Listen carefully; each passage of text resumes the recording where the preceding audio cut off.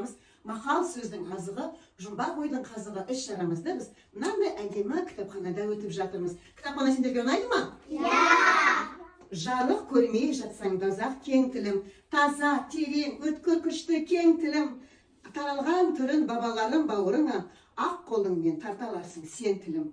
Мақал сөздің мәйегі, тұз астын дәмін келтірсе, мақал сөздің сәнін келтіреді дейді. Дегенмен, мақал сөздің азығы, жұмбақ ойдың қазына қош келдіңдер балалар.